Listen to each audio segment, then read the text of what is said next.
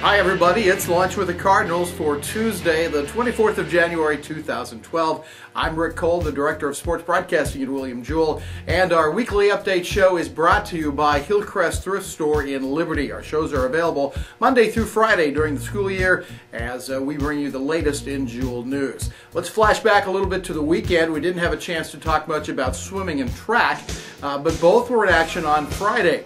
Let's start with track. They were at the University of Central Missouri meet on Friday, and Tom Eisenhower gives us an update on how track did. The indoor track and field teams traveled down to University of Central Missouri last Friday, competed in a quad meet against University of Central Missouri, Pitt State, Emporia State.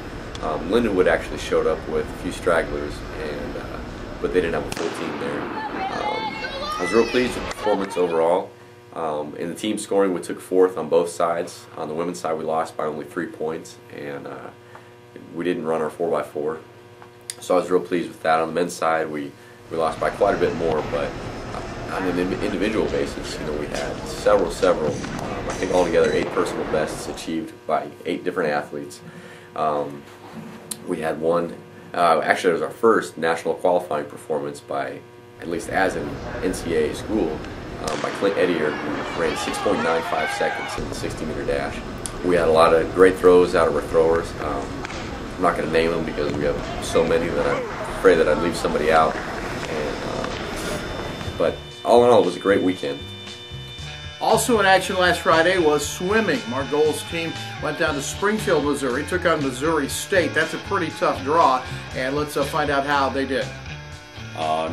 Missouri State University has been a top mid-major Division I program since I've been swimming in college. They've done a tremendous job, and year in, year out, they compete against the best. This meet against Missouri State was going to be the toughest dual meet that we've had all season long.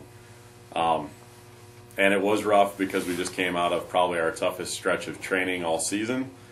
But if the swimmers put themselves in the right situation with warm-up and kind of took advantage of that good competition, they were going to see some solid in-season times. And we did have a couple individuals step up to the plate and do that.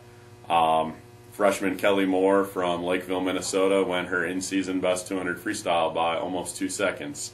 Rachel Veronic, same thing. Went out a little fast at the 50, but still hung on and went her in-season best 200 butterfly by 2 seconds. Actually, she narrowly missed her lifetime best, which she just went at Grinnell up at Iowa, rested and shaved. Freshman Matt Luton came the closest to winning a race. He got touched out by about 0.2 of a second. He was probably almost a little over half a pool length behind at halfway point in the 500 freestyle, and really made a charge. And I was proud of how he came home in that event, and he almost gave us a win. That's it for Lunch with the Cardinals on Tuesday, the 24th of January. Remember, Thursday it's basketball at Drury, Friday afternoon at home against Missouri S&T.